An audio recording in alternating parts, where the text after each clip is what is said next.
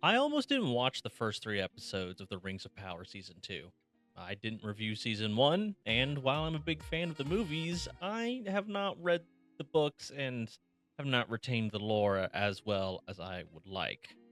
That, along with me only being a novice at this whole review thing, I thought it would be best left to those who would do it justice.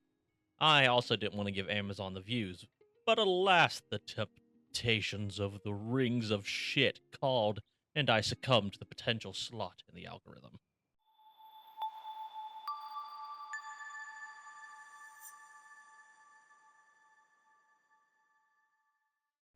Unfortunately, because of the big brain people up at Amazon and their decisions on the release schedule, I had to subject myself to 3 episodes all at the same time.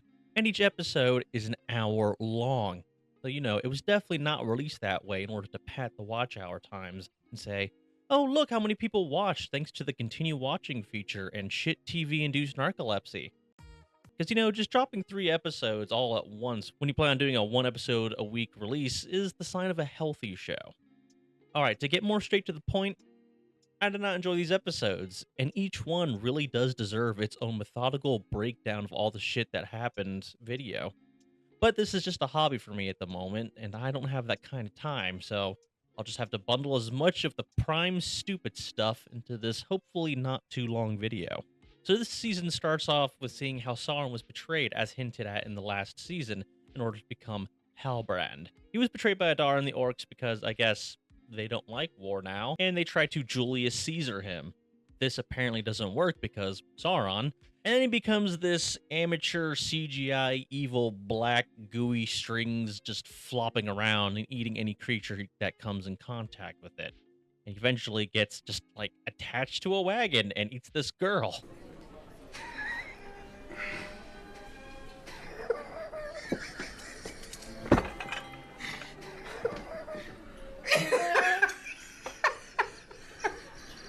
God, this was dumb.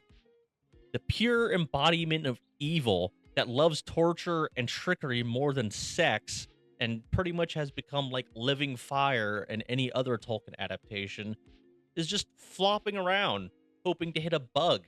That does not really fit with my idea of a dark Tolkienian lord. So now he has resting Halbrand face and starts to just walk south. He meets this old guy and learns about the Southlands and the lack of the king thing and joins their group. While on a boat, they talk about making good decisions, and Sauron gives this, oh, maybe I'm conflicted and want to be good face, only to then steal the necklace from the first season after a sea creature attacked the boat and a log pins down the old man. I guess he wasn't lying and manipulating in season 1 when he told Galadriel he stole it from an old man. While Halbrand is floating in the water, the sea creature goes and sees him and goes, oh shit, that's Sauron, and just leaves. Guess he knew the plot. So then cut to Halbrand on the raft from season 1, Galadriel swims up, and the title of the show appears. So first off, I don't know if they really are trying to make Sauron come off as this, like, vaguely sympathetic, or that the orcs don't want to go to war and to control everything or something, but again, Sauron is more or less evil incarnate, and his orcs are very loyal to him. He was the right-hand man of Morgoth, and once he fell, it would only make sense that they would follow Sauron. And so what the fuck is this? Oh, I got betrayed. Fine, I'll go do my own plan and then end up just corrupting you back on my side thing. It doesn't help portray Sauron as the ruthless and cunning, powerful being that just wants to corrupt and conquer and rule with his army of meat-hungry orcs. After the title screen, we see Galadriel chasing Elrond through the woods, trying to get the 3 rings back from him. He disappears, and Galadriel is brought by guards to Gilgalad, where there is a really shitty discussion about if they should use the rings or not. First, Galadriel admits Halbrand was Sauron. I still don't understand why she was trying to hide that. I guess the allure of the Dick of Darkness is too great, and she just didn't want to get cockblocked by Elrond. Speaking of Elrond, he's there, and he makes a couple of good points to Gilgalad and Galadriel that they don't know if Sauron has tampered with the rings, that it's too dangerous to use them, and they should probably be destroyed. Honestly, a valid point, but the rebuttal, not so much. Gildy Boy and not real Galadriel pretty much just go, well, we need them, because if I don't use them, the tree's gonna die, and then we can't stay on Middle Earth, so it's worth the risk. And that's pretty much the end of it. There isn't much depth or substance to it. It's just we want the rings, and well, the rings might be evil, so you can't have them jump off cliff. Meanwhile, Sauron is in Mordor and willingly gets captured. He is still pretending to be Halbrand and King of the Southlands. He tells Adar, hey, Sauron is still alive and totally not me. Also, elves are making some rings. I pledge myself to you, so let me go so I can go spy on them and learn where Sauron is and get back to you on that. Okay, bye. Why didn't he just go straight to Celebrimbor like we see in episode 2? Why did he go to the orcs and say, hey, Sauron is still alive and make them want to start looking for him? Don't know. Seems like a pretty dumb plan to me. But hey, now we got to see the orcs branding people or whatever, and that sows the distrust in which human characters are loyal to the cause of man. And you just couldn't possibly have set that little plot point up without the Sauron stuff. I mean, there's just no way. Oh yeah, in between Sauron going, you can trust me, Pinky promised my betrayer, we see not Gandalf in the desert with not hobbits, and he still can't really handle his powers. There's also a messenger sent to tell Celebrimbor that Halbrand is Sauron, and because it is, only the single most important message in the last 1,000 years, it is sent with one guy and a guard. No contingencies or a whole squad of elves in case someone tries to stop them. Nope. Just off they go. Pinky promised not to talk to anybody else on the road. Oh, hey, Elrond survived the cliff jump, and he's now talking with Círdan and convincing him to throw the rings into the trench of the sea. I can't say the characters' names very well, in case you haven't noticed. But wait, the rings seem to be having influence on Círdan. Or he just thinks they're pretty. And at the ceremony where Gil-galad is saying, hey, the tree's dead, we have to go home, Círdan interrupts, going, hey, I changed my mind. The rings are very pretty. And not talking to me at all. So I didn't dump the rings. And I like them now, and you should totally put yours on. Oops, the bag fell. I guess whoever the rings landed next to should just put them on. And of course, one of the rings just happened to land next to Galadriel, who starts getting influenced by it in a fashion very similar to the one ring from, the Lord of the Rings movies. Hey, remember those? Remember how the ring did that? Well, ours did that too. Again, I am not a Tolkien expert by any means, but this felt very not right to me.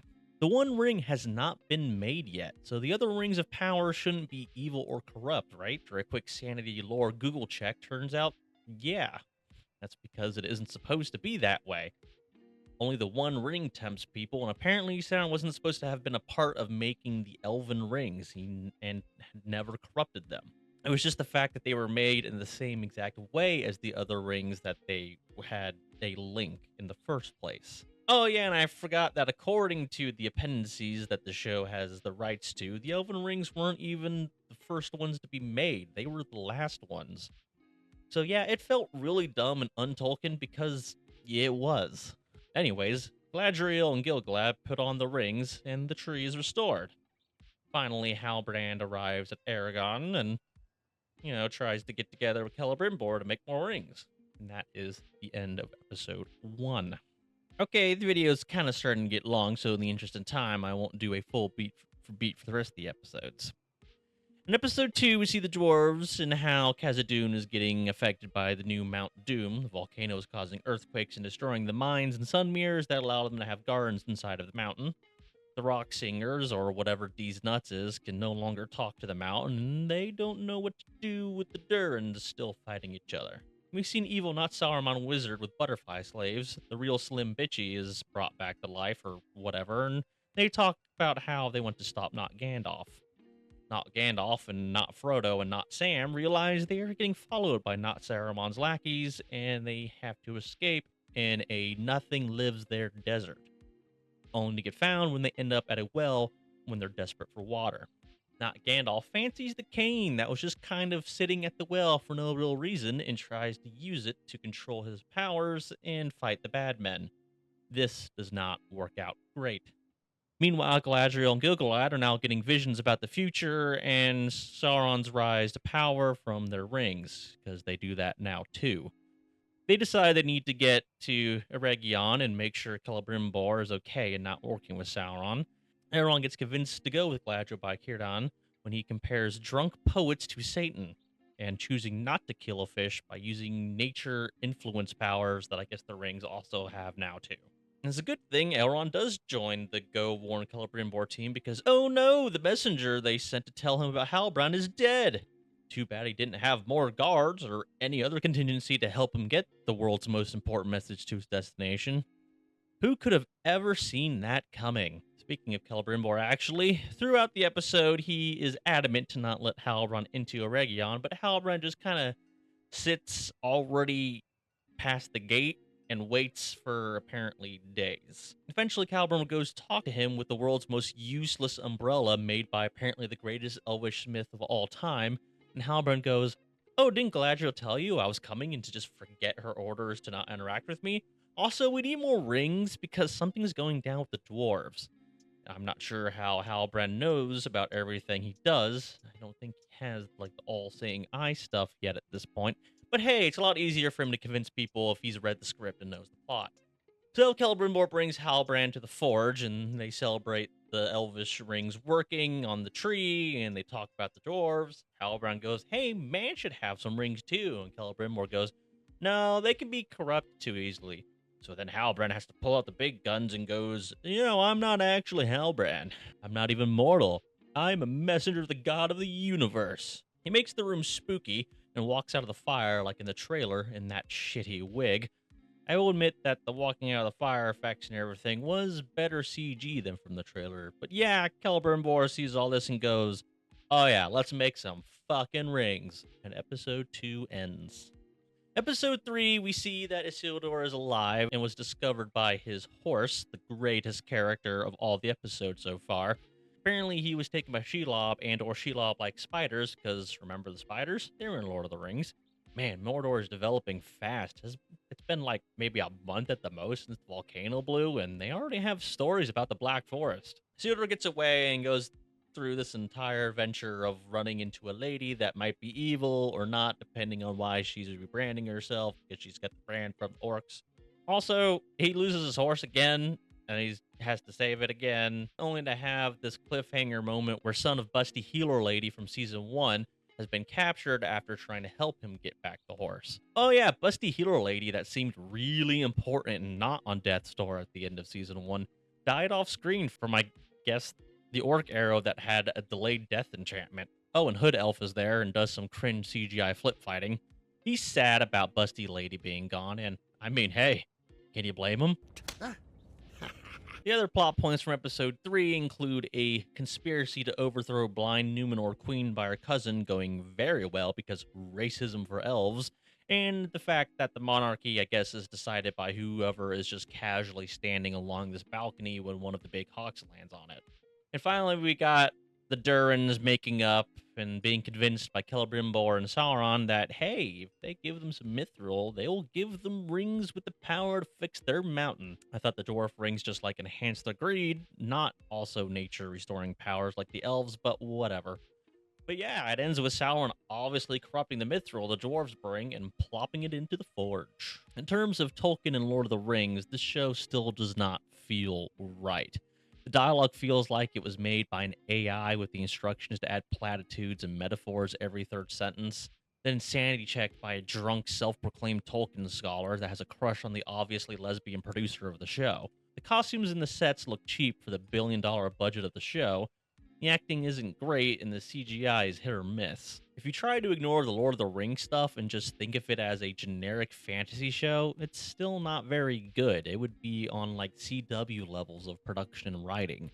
It is riddled with too many problems to mention in this attempt at a condensed review. The best way I think I've heard some other reviewers say it is it's kind of like Twilight. They're forcing this love-charged I can fix him shit between Galadriel and Sauron, the same kind of why the fuck is this here? It doesn't make sense thing they did with Rey and Kylo in the Star Wars sequels. The writers of the show are clearly into the TikTok smut book trends that has the girls fucking any mythical bad boy creatures that moves and are using that as inspiration and not Tolkien for all these stories and characters they are attempting to write. I mean, fuck good versus evil, the hero's journey, and competent decisions. He's hot and I can change him after I let him choke me a little. It is the worst kind of fan fiction, but unfortunately, I think these 3 episodes might be okay with some normies and casual Lord of the Rings fans. There's just enough there if you don't think too much about what's actually happening, and if you like the I can change him trope melodrama shit, there's enough to just to keep you curious, I guess, to see what happens. If you're looking at your phone, half listening, and just look up when the music gets intense, you'll probably be tricked just enough to keep watching it. But if you actually pay attention and think a little, the episodes will fall apart. And you'll see that so far, it's just as bad as the first season.